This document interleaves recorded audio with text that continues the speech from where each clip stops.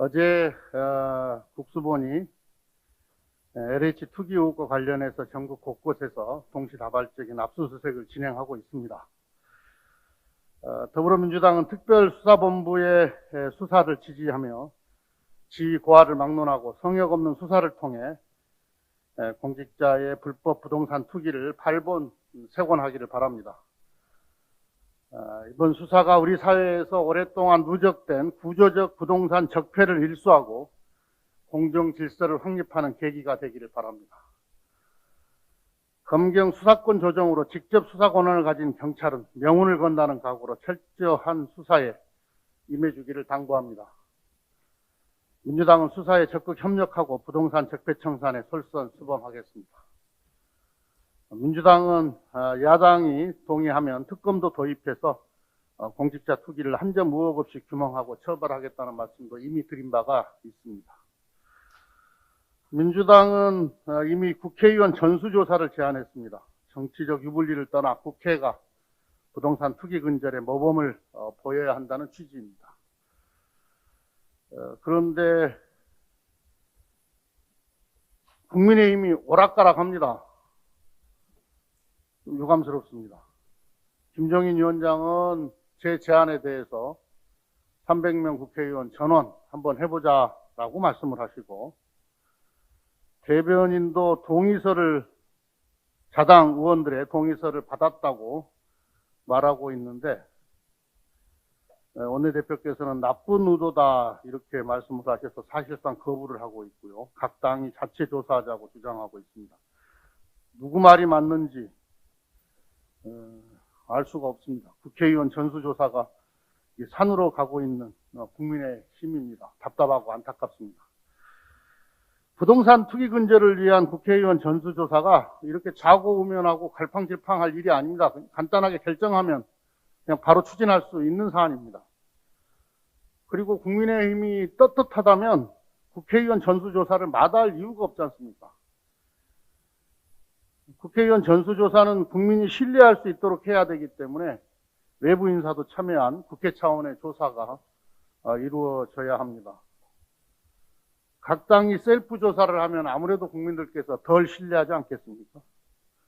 명분 없는 셀프 조사 주장으로 시간을 허비할 이유가 없고 그럴 필요도 없는 것 같습니다. 국민의힘은 당리당략에서 벗어나서 부동산 투기 근절에 솔선수범한다는 자세로 국회의원 전수조사에 명확하게 화답해 주시길 바랍니다. 우리 민주당은 준비되어 있습니다. 그리고 어제 제가 재보궐선거에 출마한 후보자들의 그러니까 서울시장 후보, 부산시장 후보자들과 직계 좀비 속에 부동산 전수조사도 아울러 시행하자 이렇게 말씀을 드렸는데, 이에 대해서도 응답해 주시기를 바랍니다.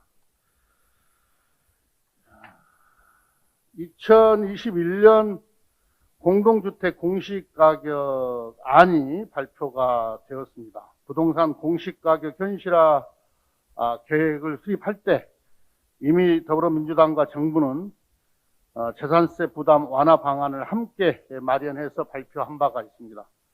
이로 인해서 전체 주택의 92.1%인 1,309만 호, 서울은 70.6%인 183만 호인 공시가격 6억 원 이하 중 1주택자는 전년에 비해 재산세가 감소하게 되었습니다.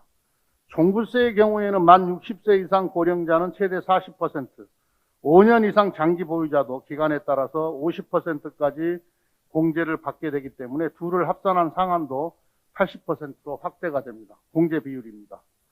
지역 건강보험 가입자의 재산 공제 확대도 건보료 부담도 완화했습니다. 그런데 일부 보수 언론에서는 공시가격 상승으로 세금 폭탄이 현실화됐다고 보도를 하고 있습니다. 맞지 않는 보도입니다. 이는 강남 지역 다주택자라는 특수한 사례를 과도하게 부풀려서 일반화한 것입니다. 또는 고가의 주택의 특수한 사례들을 과도하게 부풀려서 또한 일반화한 것입니다. 실제 강남의 고가의 주택을 여러 채 보유한 다주택자의 보유세 부담은 늘었습니다. 반면 대부분의 공동주택은 재산세에 큰 변동이 없고 공시가격 6억 원 이하 1주택 세대는 오히려 세부담이 감소합니다. 민주당은 공시가격 현실화로 인해 서민과 중산층의 재산세 부담이 늘어나지 않도록 지난해 말 선제적으로 지방세법을 개정했기 때문입니다. 공시가격 6억 원이면은 시세로는 8억 5천에서 9억 정도가 될 텐데요. 이 공시가격 6억 원 이하의 1주택자는 재산세율이 작년보다 0.05%포인트 인하됐습니다. 부동산 공시가격은 토지와 주택의 자산 가치를 과세와 복지 행정에 효과적으로 반영하기에 도입됐습니다. 정부는 2030년까지 모든 부동산 공시가격을 시세의 90%까지 현실화하는 계획을 추진하고 있습니다. 부동산 공시가격이 시세와 동떨어져 있다는 비판을 오랫동안 받아왔기 때문입니다. 공시가격은 시세와 연동되는 게 너무나 당연한 이치 아니겠습니까? 부동산에 대한 공평과세와 복지 대상자 선정을 보다 공정하고 공평하게 하려는 정부와 당의 정책 의지는 확고하다는 말씀을 드립니다. 더불어민주당과 정부는 실거주 1주택자는 보호하고 다주택자에게는 공평 과세한다는 정책 원칙을 일관성 있게 밀고 가겠다는 말씀을 드립니다. 오세훈 후보 일가는 오 후보가 서울시장으로 재직하던 2009년 내곡동 땅에서 36억 원의 보상금을 받았습니다. 오세훈 후보는 내곡지구 개발은 노무현 정부에서 결정됐고 본인은 서울시장 당시 사업에 관여한 바가 없다. 법이 바뀌면서 형식적 절차만 진행한 거다. 이후 오히려 손해를 봤다. 이렇게 해명을 했습니다. 또 국민의힘은 적반하장으로 의혹을 제기한 민주당 의원들을 허위사실 공표 등으로 고발했습니다. 그런데 어제 KBS는 관계자 증언과 공문서 등에 대한 취재를 바탕으로 노무현 정부가 내곡동 일대를 개발 예정지구로 지정했다는 오세훈 후보의 해명이 사실과 다르다고 보도했습니다. 오세훈 후보가 말하는 2006년 3월은 서울시가 내곡동 일대를 임대주택단지로 개발하기에 예정지구로 지정해달라고 건교부에 처음 제안한 때이고 임대주택법에 따른 주민공란과 관계부처 협의 과정에서 반대가 있었기 때문에 건교부는 예정지구 지정을 하지 않았다고 보도하고 있습니다. KBS는 당시 건교부는 노무현 전 대통령이 퇴임하는 2008년 2월까지 내곡동 일대를 택지개발 예정지구로 지정하지 않았다고 보도하고 있습니다. 실제 서울시의 내곡동 개발 계획은 이명박 정부가 들어선 뒤 오세훈 시장이 재임 중이던 2009년 11월 개발이 확정됩니다.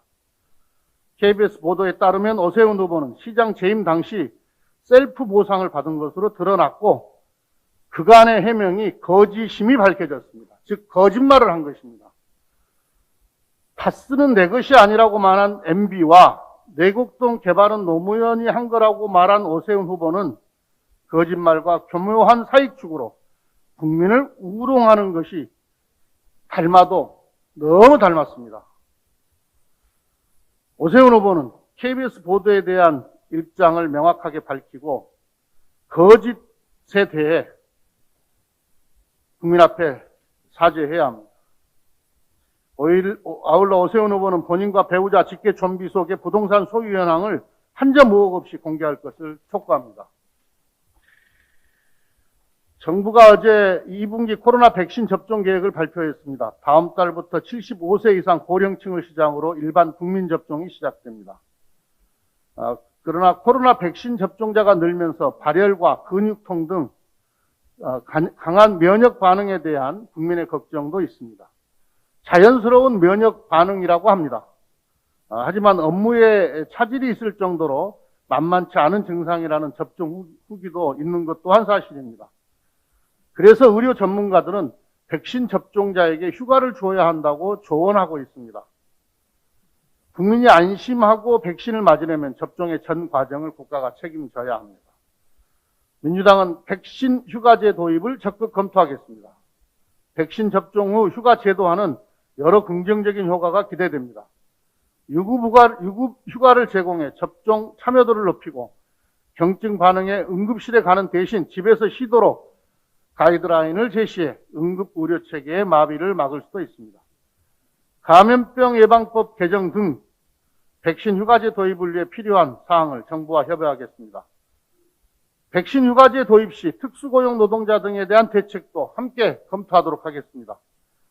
방역당국은 백신 접종 후 증상에 대한 대처법을 더욱 상세하게 알려서 국민이 안심하고 접종에 참여할 수 있도록 힘써 주시기를 바랍니다. 이상입니다.